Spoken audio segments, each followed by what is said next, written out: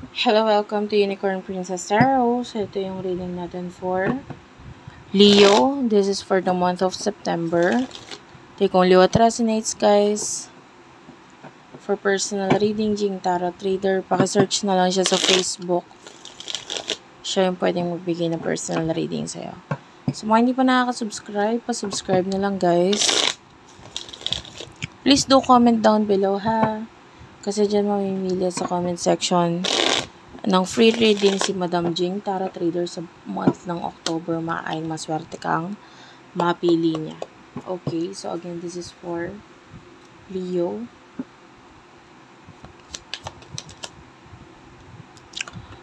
You do have here the 10 of coins, 7 of cups for Leo, please.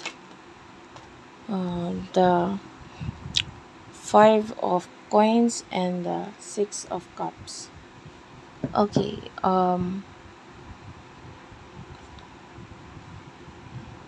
I feel like may mga taong tutulong sa'yo. So, kung ano man yung problema mo, if you need help, someone is going to help you. Okay? Ang dami pa nga eh. Actually, ang daming tulong. Sobra-sobra. You are very lucky sa mga tao sa paligid mo. Kasi kung ano man yung problema mo, nandiyan lang sila. Sobra-sobra pa yung ibabalik or ibibigay nila. With the 6 of cups, may someone na magtatangkang or kuhanin yung attention mo. Maybe someone who is younger. I can see a younger energy here. With the 5 of coins, nakakita ko ng big change. Pagdating sa money, may mga offers, be careful. Like, pwede mo kasi ma-miss yung opportunity eh. So, habang nandyan sa harapan mo, i-grab mo ng i-grab. Hindi yung iba sasabihin, bigyan mo ko ng araw or isang linggo, 2 linggo bago makapag-decide, bago makapagsalita. If there's offer, tanggap lang ng tanggap. Yun yung nakikita natin. And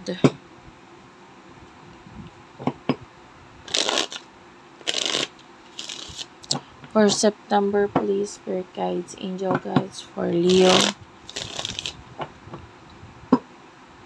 Para sa buwan ng September.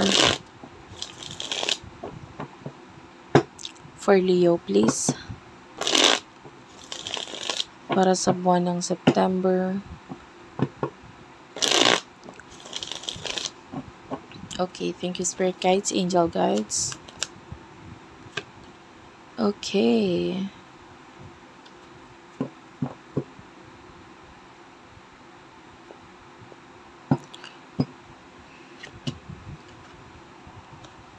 Ace of Swords, King of Swords, 7 of Coins, and one more card.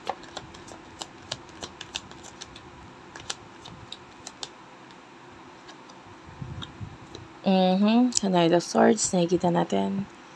May taong possible na maghabol sa'yo. The King of Swords is the energy here. Could be a boss or pwede may kinalaman din sa love eh. But with the Ace of Swords, you are busy focusing on yourself. Inaayos mo yung sarili mo para dun sa ibang tao na tumanggap sa'yo. Whether sa career, pwedeng sila yung nauna or ito yung mga taong tumanggap talaga sa akin. Sa love, ganun din. If you're in a relationship, mas pina-priority mo yung nagpapahalaga sa'yo kaysa dun sa dating. I feel like that is a past person na inaksaya or sinayang ka. So, pwedeng maghabol tong taong to. On the star, you're focusing on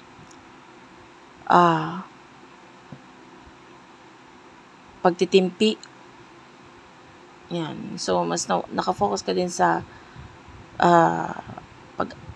pagkuha ng mga bagay na makakatulong para mas magkaroon pa ng growth sa'yo and ma-achieve mo yung mga pangarap mo in the future.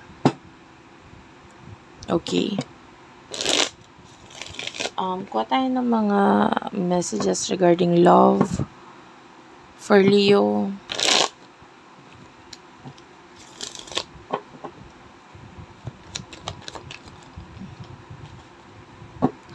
Yeah, I told you may mga taong or may mga past person na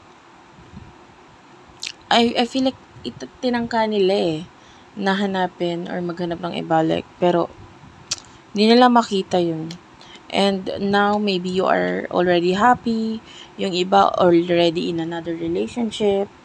Dito niya gustong humingi ng tawad. Maybe this person wants to talk to you, wants to say sorry, and wants to message you. So, pwedeng mag-message siya para humingi ng tawad sa'yo. But with the Queen of Swords, you no longer care because you're already happy, you're already okay.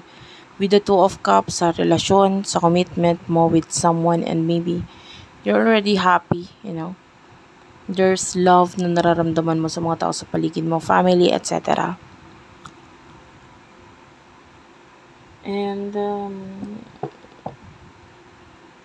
gustong-gusto niya talagang bumalik ka.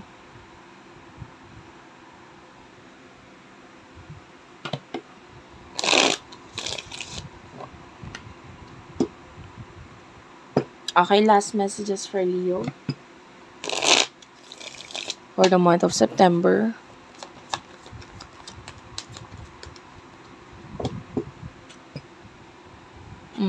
Four of Swords, Ten of Wands, Queen of Cups,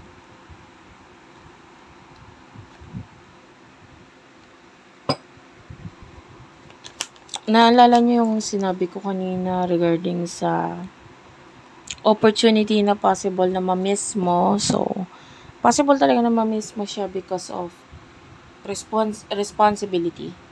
So, yung iba sabihin, hindi kasi kailangan kong unahin yung ganito, ganyan. So, pwedeng ma-miss mo yung opportunity na ihaharap sa'yo. So, mag-ingat ka. With the Magician, I feel like kailangan mong kunin, Even if it's too hard to reach, i-try mo, i-push mo sa sarili mo. Dahil maaaring saka mo hahanapin kung kailan wala na or hindi na open yung offer for you. May mga offers but yung iba, bago ka mag-take ng risk, ina-analyze mo mabuti, inahanap mo, tinitignan mo kung ano yung maganda. But yun nga sabi ko, as much as possible, kung may opportunity, imulat mo yung mga mata mo. Okay? Dahil possible na ma-miss mo ito. And the Queen of Cups, pagdating, I can see some of you getting possible yung pagkakaroon ng sakit, getting sick, sipon, yan, mag-ingat.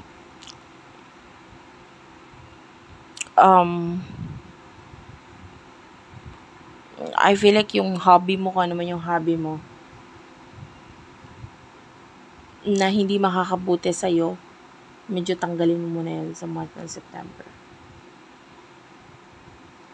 And yeah, Four of Swords, I can see you not doing anything. So yung iba, possible nga na hindi mo magawa yung mga kailangan mong gawin because you're sick, you're tired, marami kang responsibilidad, marami kang obligasyon.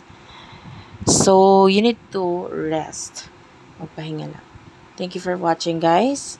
I love you all and bye-bye.